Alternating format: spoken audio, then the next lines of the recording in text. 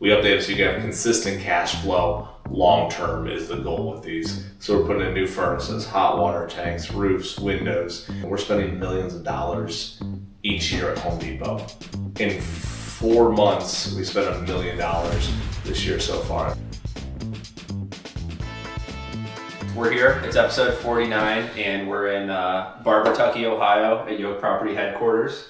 And I'm here again with Steve Yoak today. So we're gonna do an update. This is Steve's second time on the podcast, and we're gonna do a little update. So I think it was last summer we did a podcast, and I remember hitting 125 flips was a scary goal that you said was a maybe. So for the people watching, how many flips occurred last year?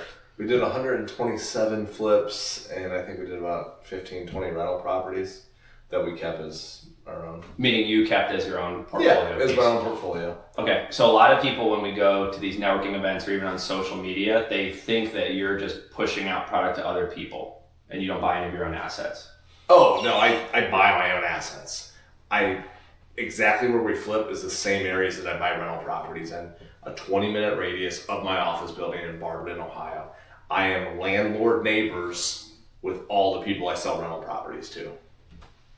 So when did that start? Because I think a lot of people see you as the flipping guy. They know they're putting this volume out, and you predominantly right now are selling to out-of-state investors, right?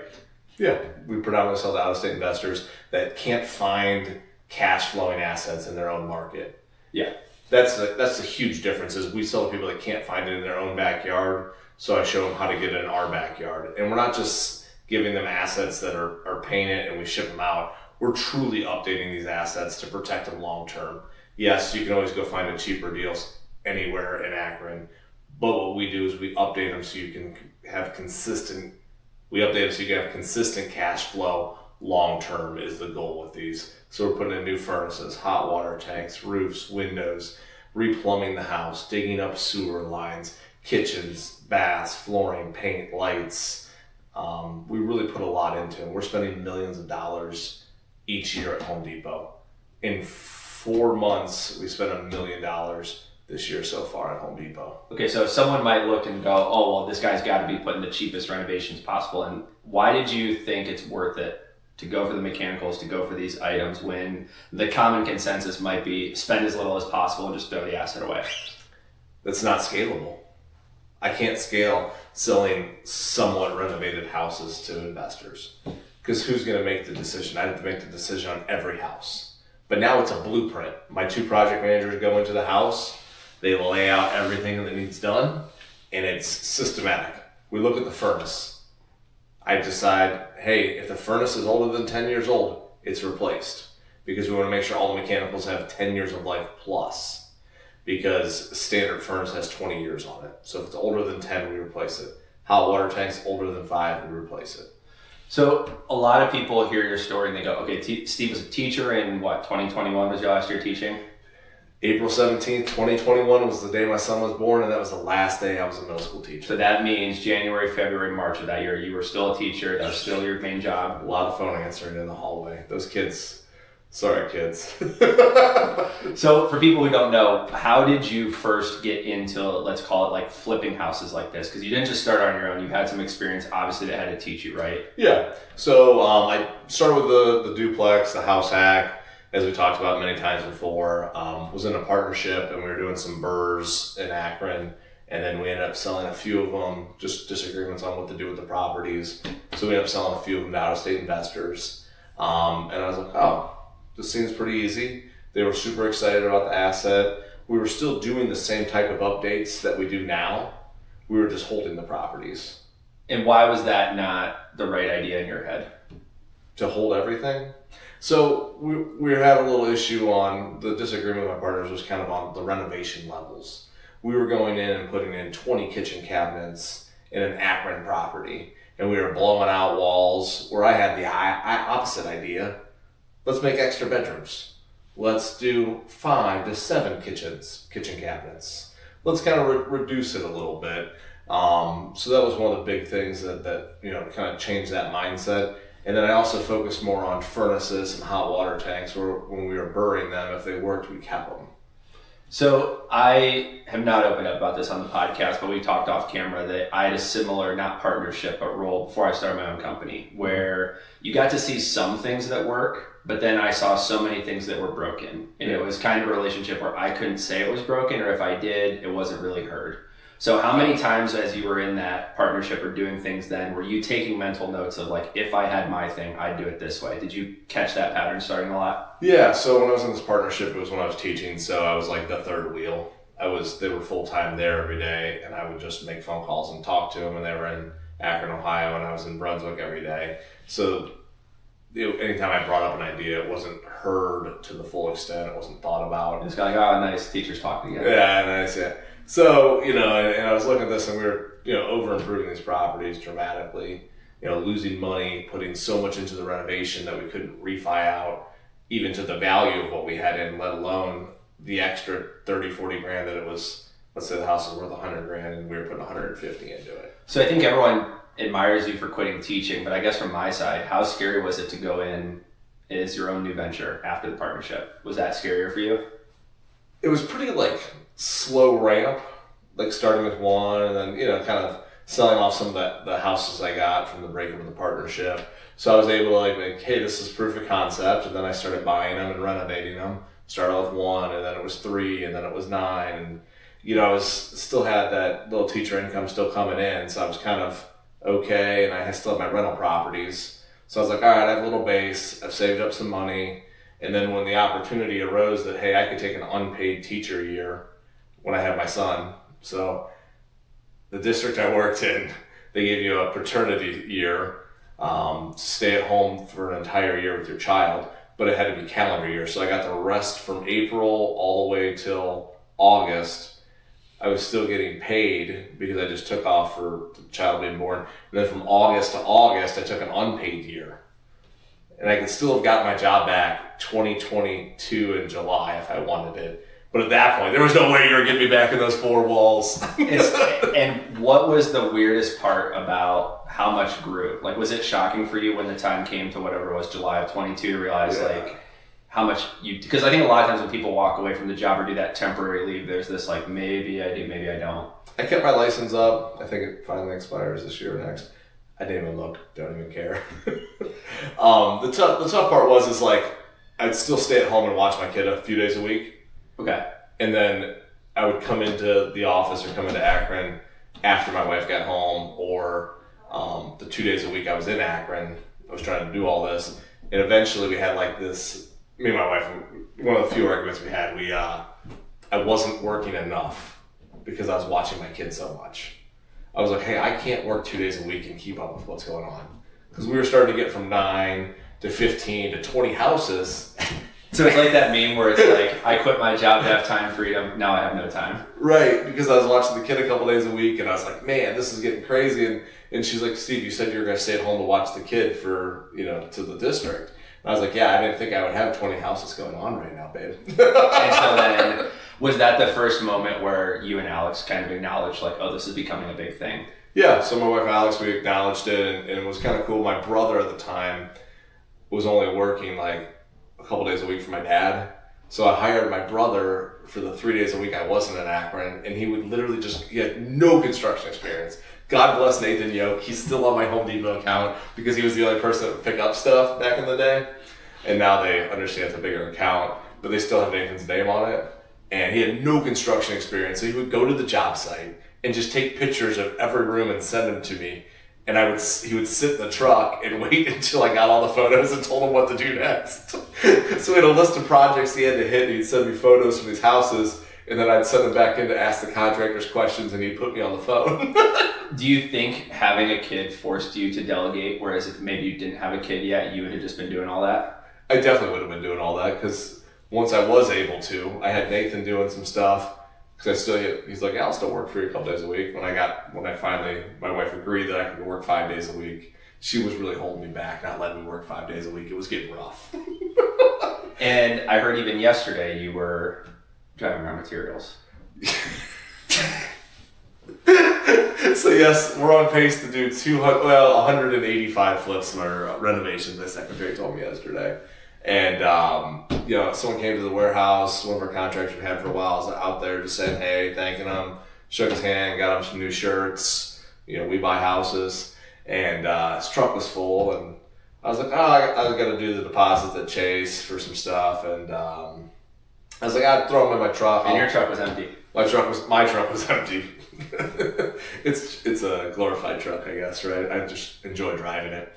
So I was like, hey, throw them back in my truck. I got to stop at Chase, and I'm going to pick up Chipotle. You guys want lunch? So I picked them up lunch. I drove their materials. Mind you, I have multiple employees that could have done it, but it was like, I don't know. It's like, oh yeah, I got it. But you still have a pulse on your business. And I think that was something, so we went to RubeCon twice. So we went last year in 2024, we went again this year in 2025. I want to give a shout out to Dustin. I think he changed the format of his event. So while there were less people, I felt like the people we did connect with, it was a much better crowd. Yeah, the people at RubeCon this year, I thought just a little more deep dive, not necessarily looking to get in. And I don't want to say better or worse people. Everyone's like good people, but I think they're a little deeper into the content and ideas of real estate. Well, and let's also be honest, there were a lot of people there last year that they're not here today in business. And we saw a lot of shiny object. Like that was my big takeaway talking to people not from the Midwest was they keep bringing up how fascinating the hard work ethic is and also how non-passive our business models are. There's nothing passive about this. I was running materials yesterday. Yeah, but I think that's something I want to talk about in this episode is, I think the first year we went, we would both agree that afterwards we felt like we worked too hard. I did at least. I think last year in 2024, I was like, man, everyone here travels all the time. They do these vacations, like they're very passive. And then this year, seeing how many of those people maybe aren't doing as well, they aren't having these opportunities, it makes you think that passive may not be the right move up front.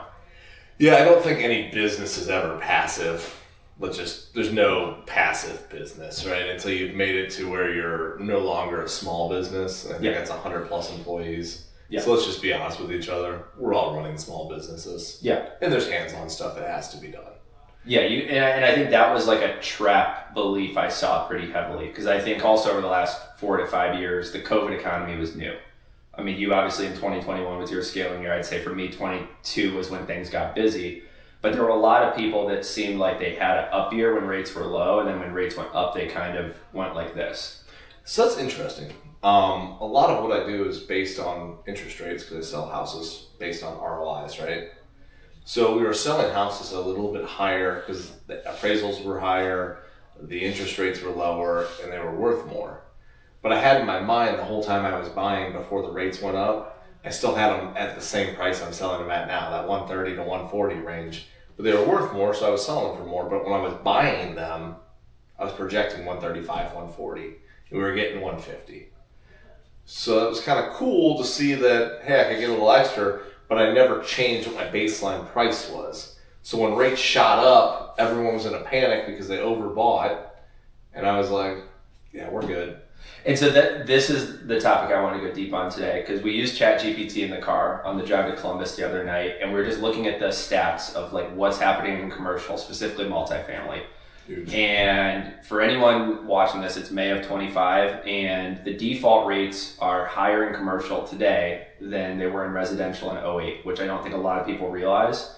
And for someone like yourself, I think you and others compare assets to assets. Look at Steve's single family. There's a syndication. There's this other short-term Airbnb opportunity here. How many times in the last couple of years did people think your assets were too conservative or not shiny enough? All the time. Everyone's like, single family home. All I hear on Bigger Pockets is multifamily, commercial, syndications, Airbnb. Right now the Airbnb market is saturated so hard, especially if you bought in Florida. And then also they're trying to sell those things because the insurance premiums are tripling, doubling. Yeah. Like their cash flow is negative all day right now. And they're just trying to dump their assets. And when they say the equity thing, it's kind of more just so they can sleep at night, right? I just have equity. I mean, I guess, but if you can't sell it, do you really have equity? Yeah, probably not. I mean, and that's what was scary. So I told you this off camera. We watched The Big Short for the first time, and probably 2 hours before that call, I was on the phone with a realtor from Florida, and she said the same numbers in that scene, where people, let's say they bought the home for $650, there was a point in time where it was appraising for $850, and now they would happily sell for $650, but they can't. So there's this thing happening, but in Akron, that's not the case. And I think we're seeing this unique thing where, let's say in Austin and Florida, things might be bad. But are you seeing right now in this market that there's really as much of a slowdown as those, or not really? I'm selling more houses now today because people are seeing them and they'll be like, oh, this is a stable asset. There's still renters. There's still, values. Yes, Akron, Ohio is at a lower price point in the United States. So it's not dropping anymore. A 5% drop isn't a $50,000 swing here. Yeah, it's much smaller. Yeah, it's much smaller. And if it is, you're still having the cash flow. So it's not nearly as dramatic on the if there is a drop, but I don't think you can really drop a $135,000 house anymore, right?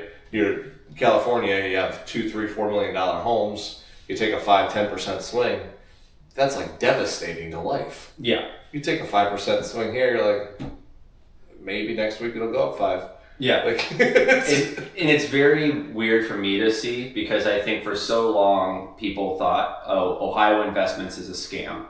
And I think the honest part is like there are bad actors. Like it's not 100%. Yeah. So like for you, I think a lot of times when people make that comparison, like what do you think is the differentiating factor between a bad actor and someone who actually is like putting the right effort into their properties? So a lot of bad actors like just paint the houses and then try to off them.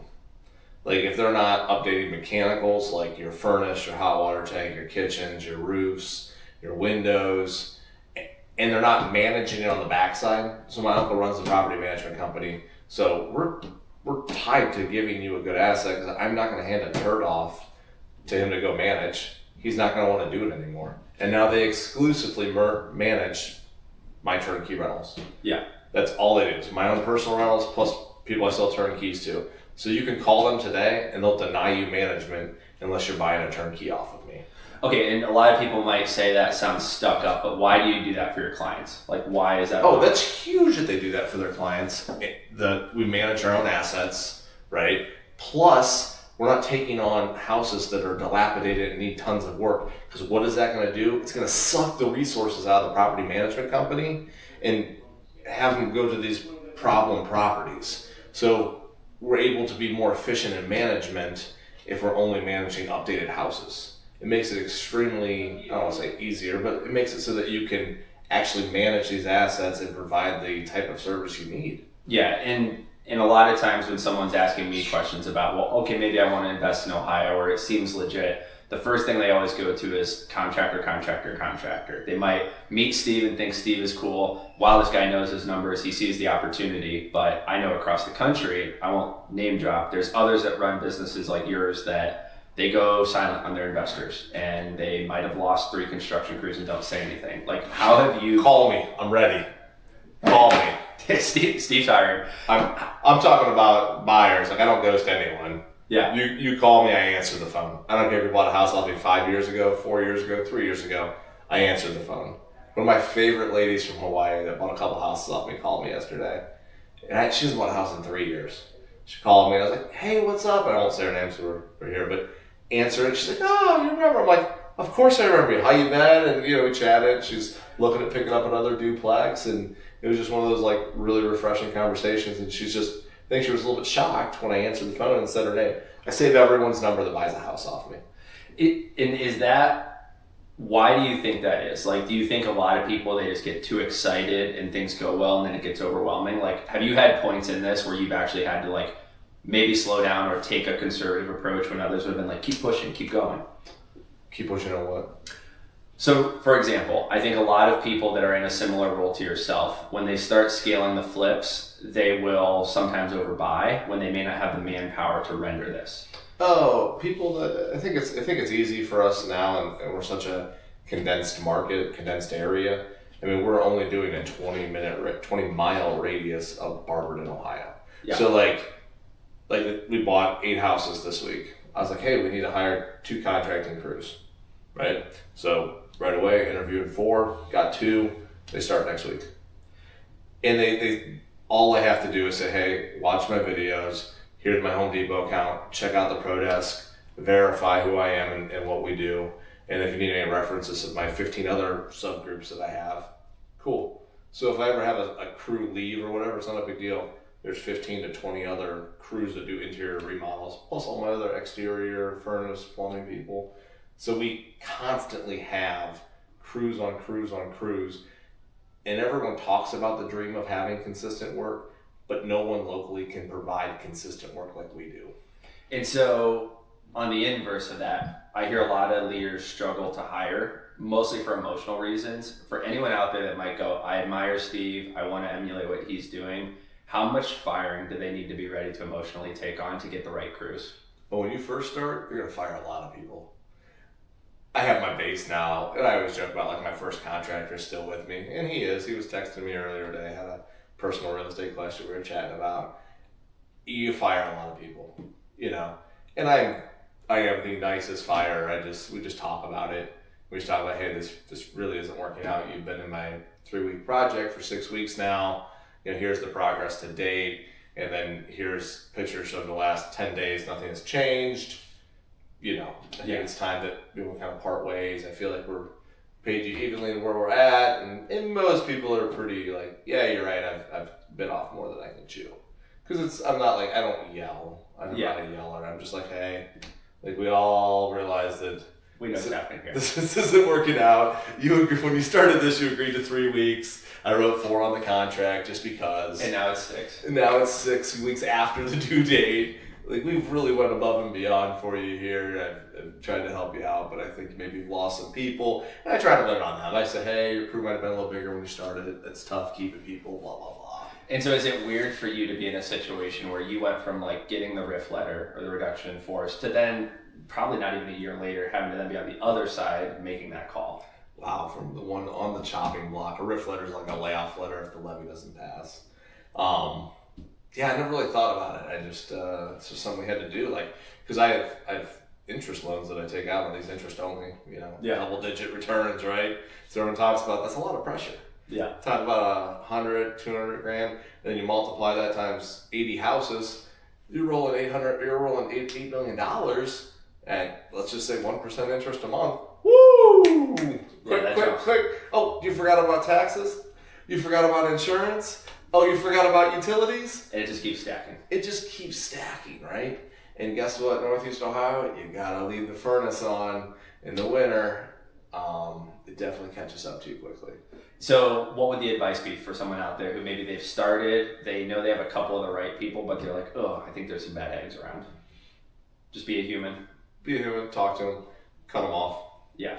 And so just to give people volume, and these are going to be estimates. So right now, is it fair to say there's about 150 subcontractors at any Monday through Friday working on a Yoak property? Yeah, if you're talking about like people in the crews, there's probably 150 workers to 200 workers out there swinging a hammer in a 20-mile radius, all for Yoak properties. And if you had to guess, how many have been fired in the process? So to keep a golden 150, how many have probably been in and out?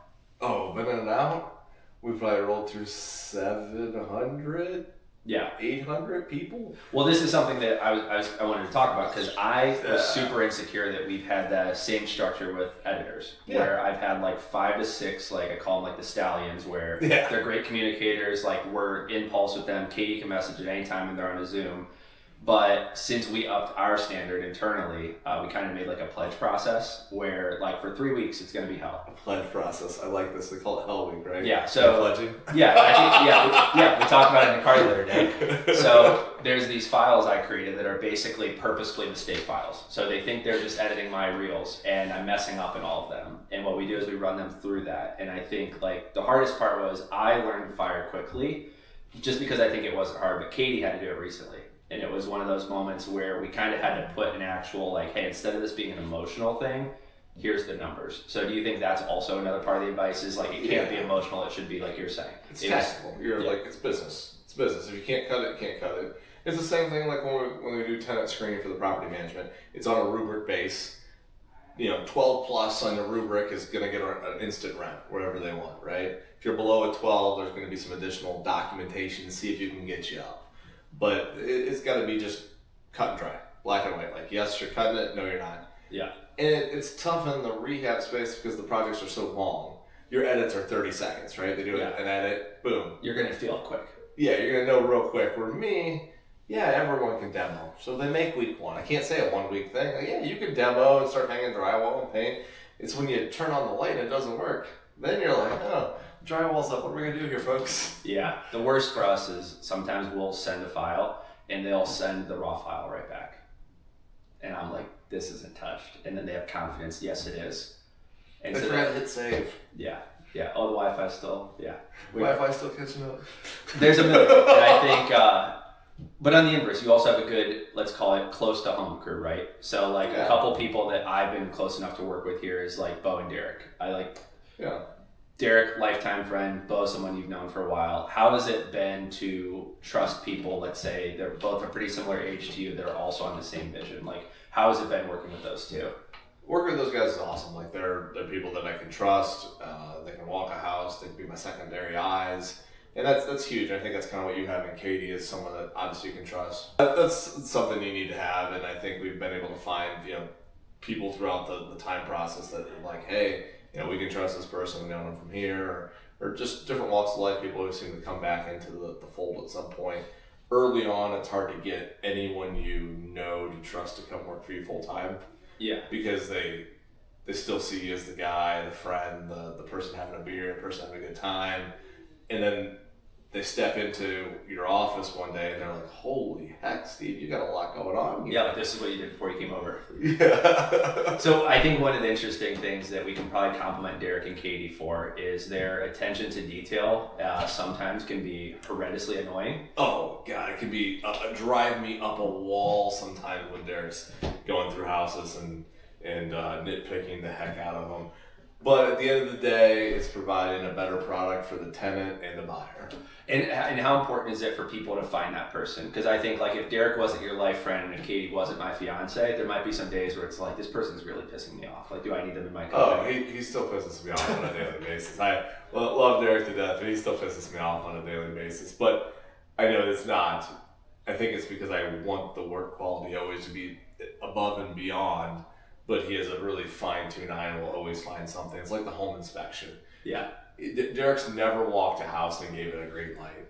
We always go back to do something. It's a secondary inspection. We'll follow the list to a T. And he's like, hey, did you see that shrub out there? It had a wild branch on it.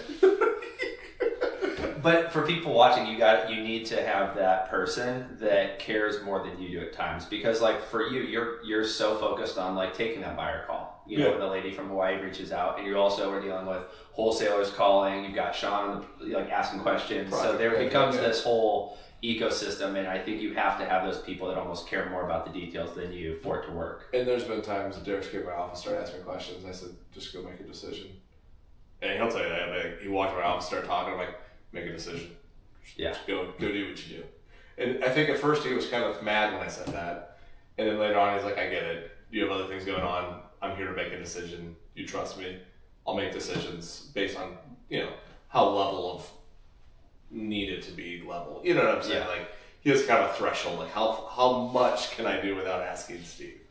And what about Bo, right? So Bo is obviously the one that connected us, so shout out to him. But how did you two meet originally? We were playing football. We were 8, 9, 10, I think. Okay. Pee-wee football, and Bo always jokes. He's like, it always sucked when I had to go try to tackle you, Steve. So you've known Bo for a while? Yeah. So I've known Bo since we were, I didn't know this. Yeah, 8, 9, 10. So I went to his kid's birthday party with kids the same age. His mom's like, hey, Steve, how you been? So when did the work relationship start? So did you guys go, I'm assuming like high school and college, you did not go? Didn't really talk much high school, college. I don't think we talked at all. And then he was working for other companies that we were using here, and kind of saw, he was in the Yoak atmosphere of companies we used, JLM Landscaping. We were using them for mows and some cleanups and blah, blah, blah. And then he went in a different direction, and he was a free agent, and we had him in and picked him up, and he's played many different roles in the many different companies at this point, and now he's doing acquisitions. So send Bo all the deals, he'll go walk them. Even if you send me a deal, Bo's probably going to go walk it.